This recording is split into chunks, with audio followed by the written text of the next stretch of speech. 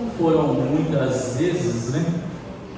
Tendo o nosso trabalho na congregação de Taparuba, nós tivemos a oportunidade de pregar aqui ao longo desses 4 anos que se encerra, né?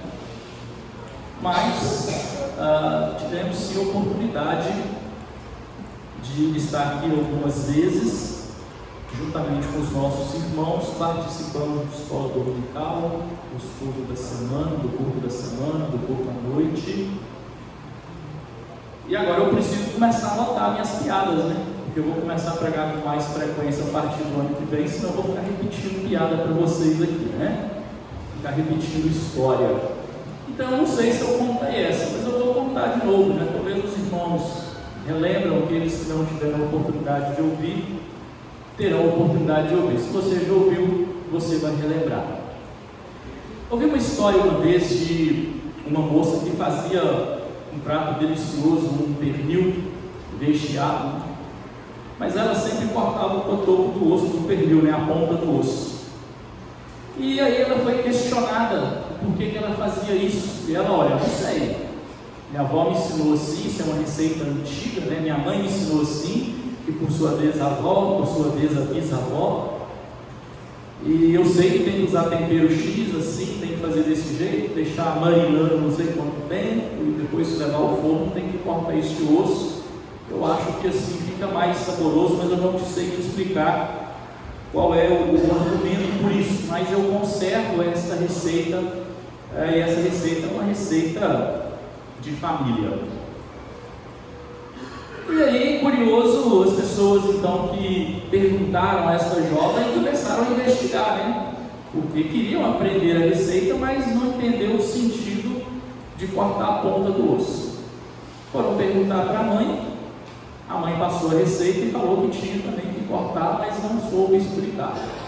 Foram perguntar para a avó também passou toda a receita sem errar um ingrediente, mas disse que tinha que cortar, e quando foi questionado o porquê de cortar, também não sabia o motivo pelo qual cortar a ponta do osso. Então foram perguntar à bisa, né? Quando conversaram com a bisa passou todas as receitas e não citou acerca do osso. E aí eles perguntaram para a bisa, não, olha, mas sua bisneta, sua neta, a sua filha, todo mundo falou para a gente que tem que cortar a ponta do osso, tá? E essa bisneta então, a bisavó então deu boas risadas, né? Não tem nada a ver, eu só cortava porque naquele período de forno, de roça, o meu forninho lá no fogão a lenha era feito uma lata muito pequena, não dava para fechar a porta, eu cortava a ponta do osso para fechar a porta do forno, né? Amados, existem algumas coisas que a gente faz na nossa vida, nós nem sabemos muito assim, certinho o sentido, né? Mas nos ensinaram assim, e a gente continua preservando a receita. Bons costumes, né? A gente continua preservando da maneira ou da forma como foi nos ensinado. E essa noite nós vamos abrir a palavra do Senhor no livro de Lucas capítulo 15, nós vamos ler poucos versos aqui, do verso 1 ao verso 7. E aí eu vou contar uma outra história, depois da leitura, né?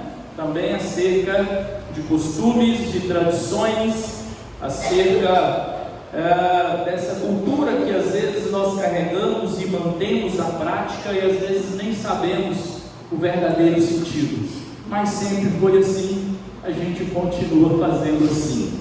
Lucas capítulo 15, verso 1 ao verso 7.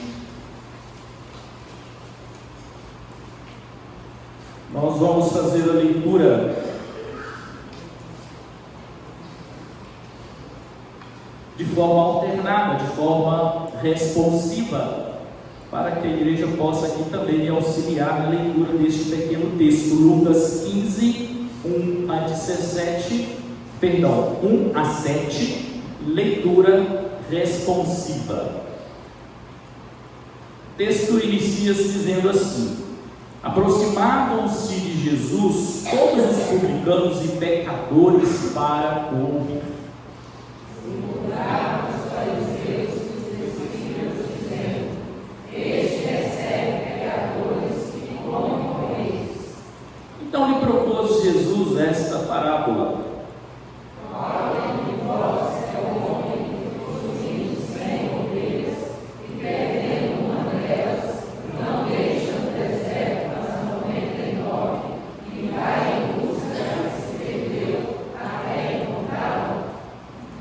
achando-a, põe-na sobre os ombros, cheio de júbilo.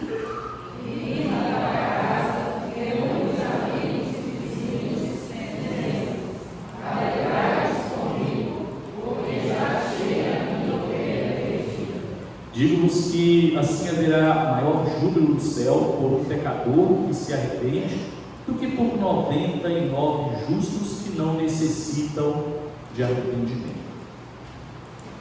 Amados, talvez possa parecer estranho para nós a informação que eu vou dar para vocês nesse momento.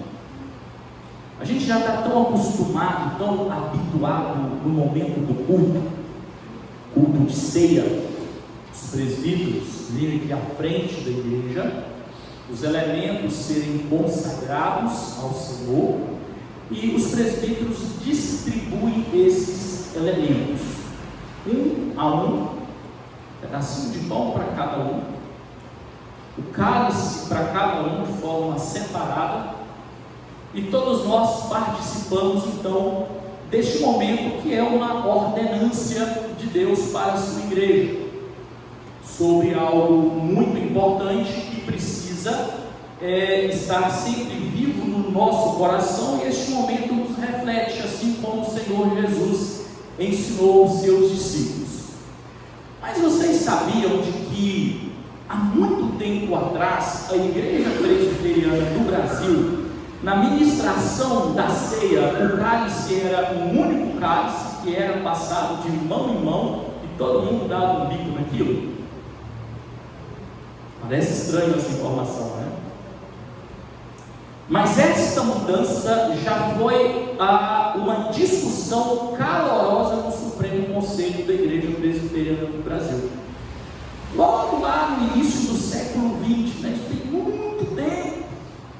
Então é uma informação tão distante, nós estamos tão habituados à forma como a gente faz no dia de hoje, que quando a gente ouve essa informação, a gente, o quê? Era assim? Era. E na época houve 2 anos de reuniões, de discussões, porque um grupo defendia a ideia que deveria permanecer daquela maneira, porque sempre foi assim que o Senhor Jesus fez com seus discípulos, e o outro grupo tentando equilibrar a questão da fé, a questão da religião, o símbolo da ceia, mas ao mesmo tempo higiene. Como assim? Aquilo passando de boca a boca, né? Tem a questão da higiene, a gente precisa agora repensar a forma de entregar ou de fazer a celebração da ceia do Senhor. E como isso é interessante, essas questões culturais, as questões de uso, costume, como isso é interessante, às vezes em um pequeno movimento, ou a forma de executar algo, ou de fazer algum tipo de atividade, entra na rotina familiar, entra na rotina de um grupo, ou às vezes até mesmo de uma igreja, e as pessoas ficam tão habituadas em fazer daquela maneira, que se alguém levantar a possibilidade de fazer diferente, a guerra está comprada. A guerra está comprada. E este texto que nós lemos, amado, que nós estamos vendo aqui nessa pequena história, é exatamente isso. Uma tradição que está sendo quebrada. Uma tradição que está sendo confrontada. Uma tradição que eles faziam ou tinham costume entre eles em relação ao comportamento de cada crente no meio da sua sociedade, que estava sendo quebrada por Jesus.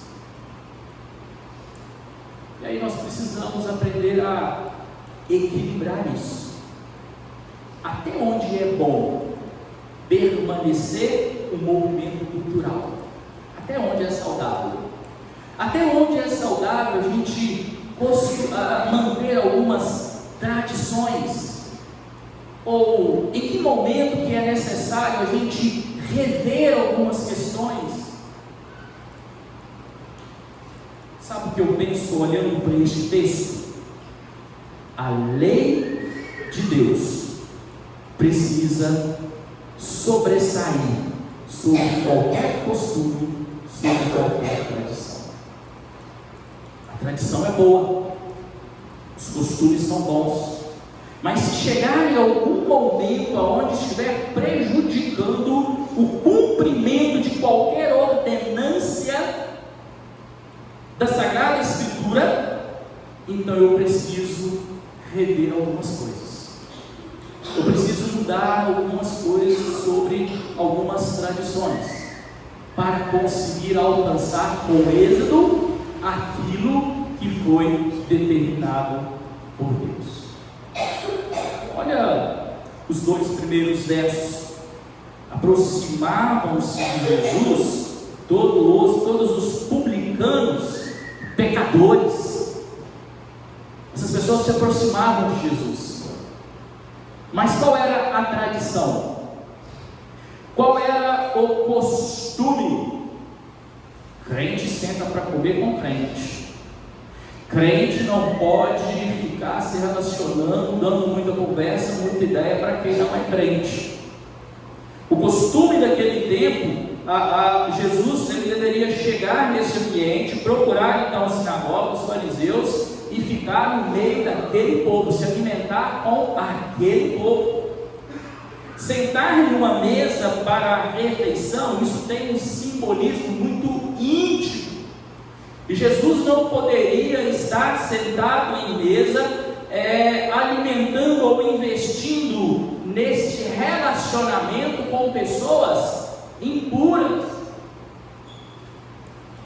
Por isso que no verso 2, então, a questão é levantada. Eles murmuravam, os fariseus e os escribas, dizendo: este recebe pecadores e come com eles. E por que eles levantaram essa questão? Porque era o hábito deles de não sentar com o pecador para comer. Não só desses que levantaram, mas dos demais. Eles tinham o apoio dos demais. Era a cultura deles, era a tradição, era assim que eles faziam, era o costume deles. Mas é muito interessante quando nós lemos e acompanhamos a história de Jesus. Sempre quando Jesus se deparava com esses homens, havia uma quebra de costumes. Havia algo que eles faziam e Jesus vem ensinando algo novo e mudando o comportamento diante desses homens. E aqui isso acontece. Jesus sentou com os pecadores. Jesus se sentou com os publicanos. Jesus se sentou numa mesa e se alimentou juntamente com aqueles homens. Houve ali um relacionamento com aqueles homens. Houve um momento de conversa, de diálogo.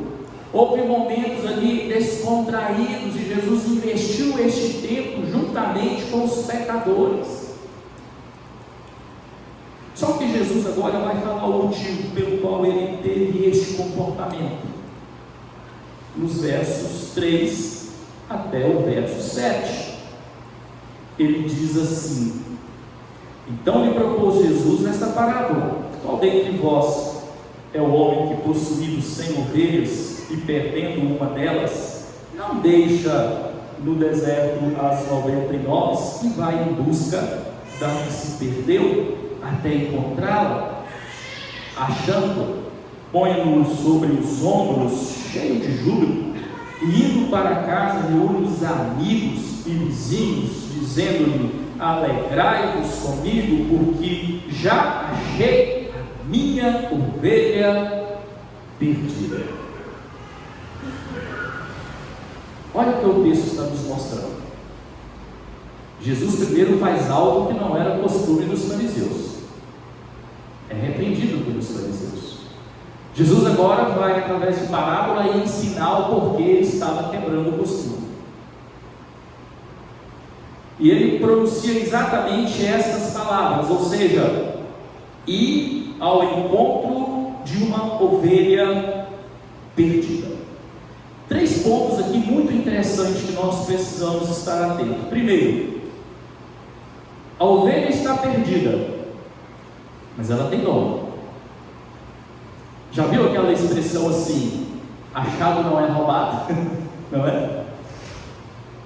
Às vezes tem pessoa que quando acha algo, olha assim para ver se tem alguém procurando, não tem, pega, coloca no bolso e sai se pesquisando para ver se alguém viu ele pegando mesmo. Para mim, é meu. Achado não é roubado. Mas aqui nós aprendemos diferente. Ainda que estão perdidas, tem dono. Olha o que Jesus está dizendo aqui, Qual dentre vós é o homem que, possuindo 100 ovelhas e perdendo uma delas, não deixa no deserto as 99 e vai em busca da que se perdeu até encontrá-la? Achando-a, põe sobre os ombros cheio de júbilo e indo para casa reúne os amigos e vizinhos dizendo: alegrai-vos comigo, porque já achei a minha. Estava perdido, mas é dele. Está perdido, mas tem dono.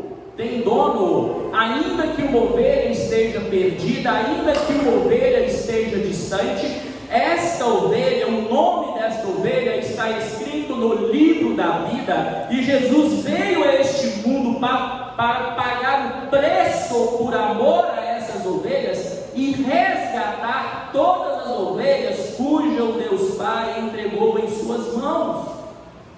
Está perdida, mas é minha. Eu estou indo em busca daquilo que é meu. Vamos considerar que esses fariseus estivessem aqui a visão correta de culto, o entendimento certo de adoração. Ainda assim, Jesus não estaria errado, quebrando esta tradição de estar se relacionando com não crente, porque ele está indo atrás das ovelhas perdidas que pertencem a ele. A ele.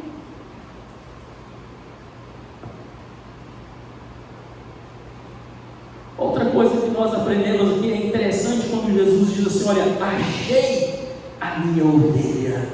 Estava perdida, mas não deixou de ser ovelha. A gente tem uma visão às vezes equivocada, acerca de algumas situações. Tem pessoas que costumam entender assim: o cara está lá no mundão, é bode, é cabrito, aceitou Jesus, converteu, veio para a igreja, agora é ovelha. Não. Ovelha é ovelha, cabrito é cabrito. Ainda que esteja perdida, é ovelha. Ovelha é ovelha. Em uma outra cena registrada pelo evangelista João, lá no capítulo 10, Jesus fala acerca disso também com os fariseus. Porque Jesus estava ali anunciando a sua palavra, falando acerca do bom pastor. Eles não estavam entendendo nada e eles resolveram então confrontar as palavras de Jesus. E Jesus disse assim para eles: olha, as minhas ovelhas ouvem a minha voz, elas me seguem e eu dou a vida eterna por elas, e da minha mão ninguém pode arrebatar. Vocês não me entendem, vocês não me ouvem, porque vocês não sois minhas ovelhas. Ainda que está perdido, é ovelha e tem dono, pertence a Jesus. O outro argumento que Jesus então vai utilizar aqui nesse texto é que essa ovelha, ainda que esteja perdida, ela tem o mesmo valor das que estão reunidas em seu alcance. Está perdido, mas tem valor. Tem valor. Sabe aquela sensação? Essa semana aconteceu isso comigo, e eu gosto quando acontece isso. Peguei uma bermuda lá em casa, vesti uma bermuda, ajeitei esse no bolso. Quando eu fui enfiar a mão para ajeitar o bolso, opa, senti um negócio assim. Quando eu tirei, eu senti uma peleirinha de R$50 aqui no bolso, eu nem sabia. Estava perdida, mas é minha, foi encontrada, e eu fiquei numa alegria, porque as outras merrecas que a gente tem que estar guardada ali, a gente sabe, se precisar você vai ali e pega, mas aquela estava perdida e foi encontrada.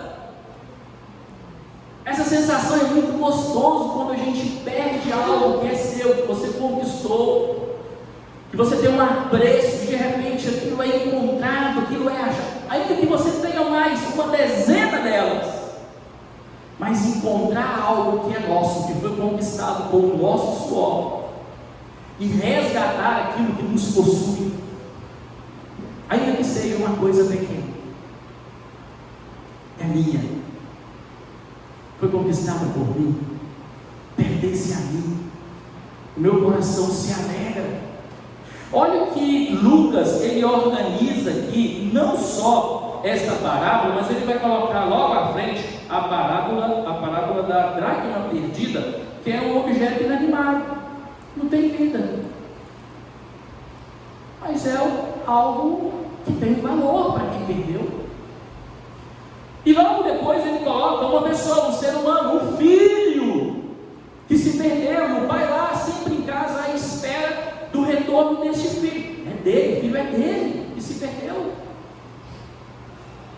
E agora Jesus, com tudo isso, ele está dizendo assim, aqueles fariseus que murmuravam, são ovelhas perdidas, pertencem a mim, tem valor, porque eu paguei, eu vou pagar o preço, eu vim para isso, né? Pouco tempo depois, então, Jesus é crucificado para pagar o preço, e ele se alegra ao reaver cada uma das suas ovelhas,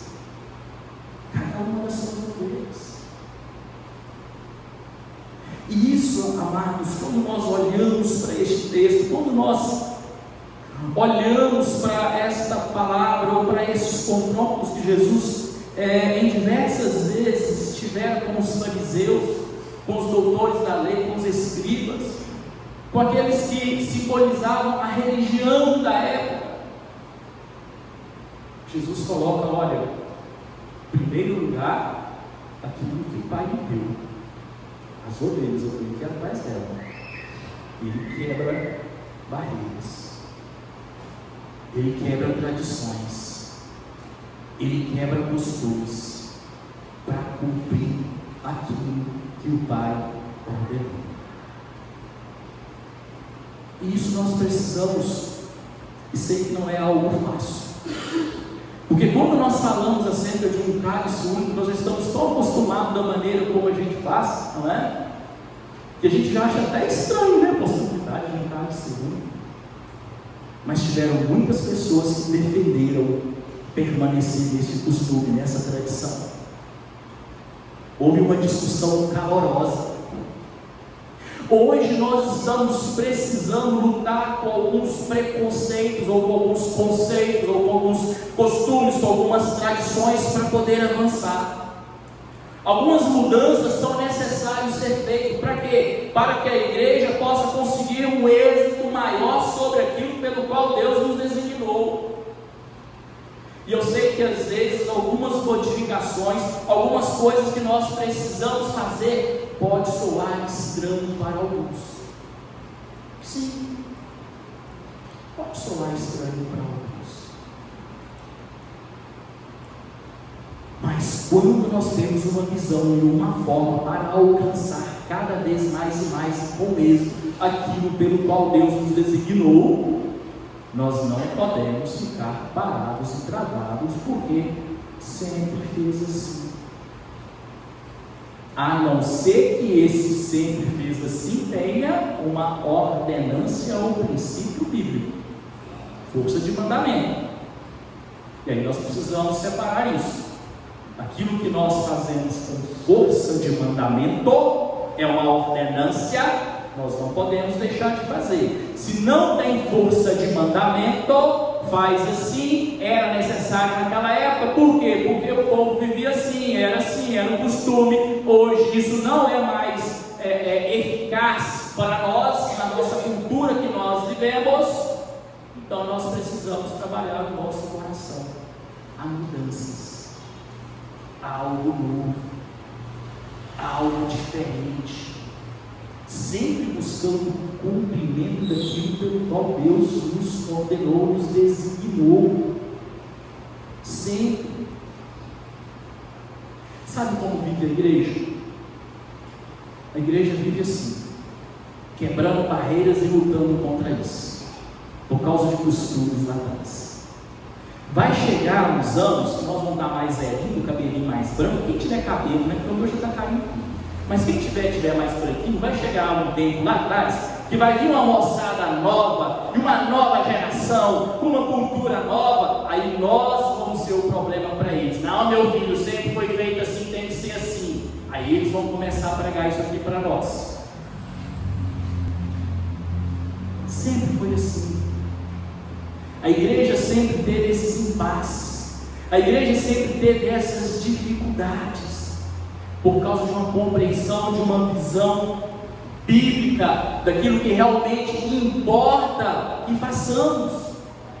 Percebe como que nós hoje desfrutamos de certas coisas na igreja, que é bom para nós, ajuda na organização, na rapidez das coisas acontecer no momento litúrgico. E às vezes a gente nem sabe que isso foi um grande problema no passado para entrar dentro da igreja, para fazer parte como equipamento de um momento litúrgico, de um culto. Mas deu problema, eu acho que é por isso que meus cabelos estão caindo, de tanta raiva que eu passei na época, né? Foi uma luta, foi muito difícil. Mas nós conseguimos, né? Conseguimos, mas assim, né? Cada culto os presbíteros já ficavam com o boi em cima da bateria. Assim.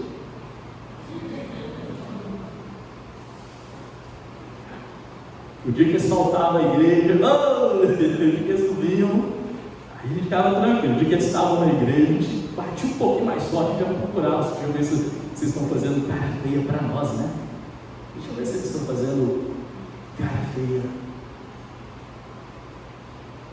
Amados, com tudo isso que nós estamos compartilhando com a igreja nesta noite, é algo que nós precisamos ter em mente. Primeiro, o que nos liberta disso? Conhecimento da verdade. Conhecimento da verdade. O cálice, ou as vasilhas que serviam o vinho ou o suco de uva, estava sendo mais importante do que a verdadeira essência do que acontece ou que precisa acontecer no momento da ceia do Senhor. Aquilo que era apenas um símbolo estava sendo mais valorizado do que o que precisava acontecer no coração dos crentes no momento de tomar e de participar da ceia do Senhor. E essas mudanças, elas só vão acontecendo quando a igreja começa a amadurecer no conhecimento da Sagrada Escritura. Conhecimento nos liberta disso. O conhecimento nos coloca diante daquelas verdadeiras guerras que nós precisamos pelejar. Ao invés de ficar perdendo tempo e discutindo coisas que não faz sentido no reino de Deus. Precisamos ter maturidade e entender de que essas coisas não se mudam do dia para a noite. Essas coisas precisamos ter cautela. Agora eu quero perguntar para você, e amanhã? Quando vier uma turma nova e começar a ter uma visão ainda mais avançada, será que já teremos alcançado um nível de sabedoria suficiente para não sermos pedras de tropeço naqueles que queiram avançar com o trabalho da igreja?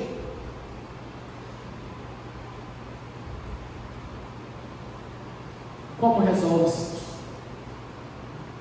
conhecimento da Escritura.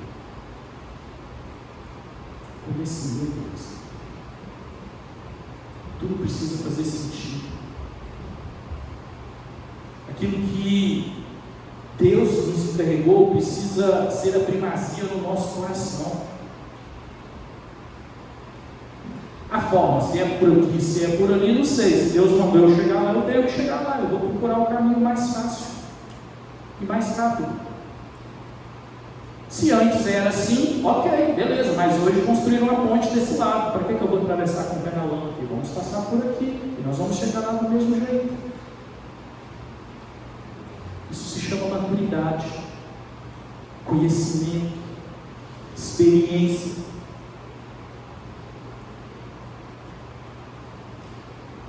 Algo que nós precisamos entender, amados, olha, lá fora tem ovelhas, perdidas, mas são ovelhas. São ovelhas. Estão lá. Nós não sabemos quem são, mas eu sei que elas vão ouvir a voz do pastor, do supremo pastor, que é Cristo Jesus. Estão perdidas. Outra coisa que eu sei, nesse grande mistério da conversão, que é obra do Espírito Santo, Deus atribuiu à igreja como porta-voz da mensagem. É responsabilidade nossa. Isso que Jesus fez, agora é nossa responsabilidade de fazer. As ovelhas estão perdidas, elas têm um valor, porque Cristo pagou o valor naquela cruz. Nós que consideramos convertidos, já fomos encontrados, já estamos no aprisco, mas Deus encarregou a igreja a levar a mensagem àquelas que estão perdidas. Qual o tempo que você está vivendo? Você está vivendo um tempo tão avançado, tão moderno, tanta tecnologia. Tem gente que é contra usar, não pode, porque antigamente não usava. Não pode. Não pode ler Bíblia no celular, não. Tem que carregar a Bíblia aqui, ó, tá? Tem que ser aqui. Aí no celular não pode, aqui pode. Tem que ser aqui. Mas sabe como a gente vai girando, criando certas coisas que vão dificultando a gente a cumprir aquilo que Deus nos designou? Se nós temos hoje um mundo tão avançado, e com os avanços da tecnologia que nós temos a possibilidade de alcançar um grupo muito maior de pessoas ao executar o trabalho, eu vou ficar fazendo da forma antiga? Porque antigamente faziam assim? Não. Sabe quando as pessoas comentam assim?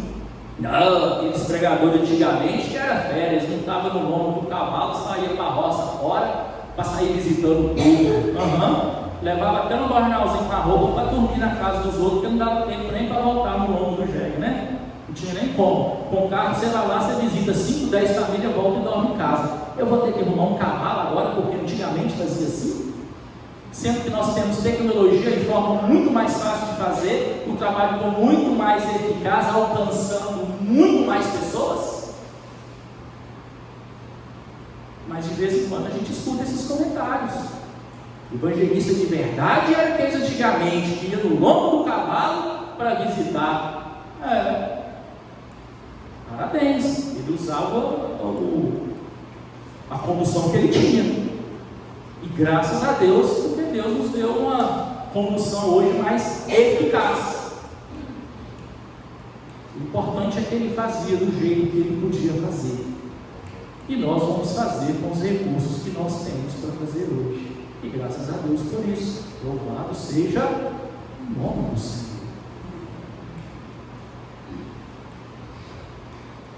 Ovelha, amados, pode estar perdida, mas é ovelha, pertence a Cristo. Ele vai atrás, E ele foi atrás. Mesmo sendo necessário quebrar uma tradição ou um costume daquela época, ele foi atrás daquele que o pertence. A igreja foi designada para isso: levar o Evangelho, levar as boas novas. De que forma você vai fazer isso? Use os recursos que Deus está te dando. Faça uso do bem. Faça uso do bem. Celular é uma coisa diabólica? É. Usado de forma errada é diabólico, mas pode ser uma ferramenta de bênção. A internet é algo negativo? É usado de forma errada. Tudo que for usado de forma errada é prejudicial, mas tudo que for usado de uma forma correta, para o cumprimento daquilo que Deus designou, é bênção. É bênção. Não é porque faziam diferente que eu tenho que continuar fazendo diferente. Não é porque a avó cortava o toquinho do osso do pernil que eu tenho que continuar cortando o toquinho do osso do pernil. Se eu tenho um forno maior, tenho certeza que usando os mesmos temperos e cozinhando com amor, vai ficar tão saboroso como a comida da vovó, né? Da Lisa. É só conservar isso sempre. Tem certas coisas que a gente pode deixar. O trabalho da igreja da mesma forma, feito com dedicação, feito com amor, Deus abençoa. E o resultado é certo, porque nós trabalhamos para a honra e glória do nome do nosso Deus.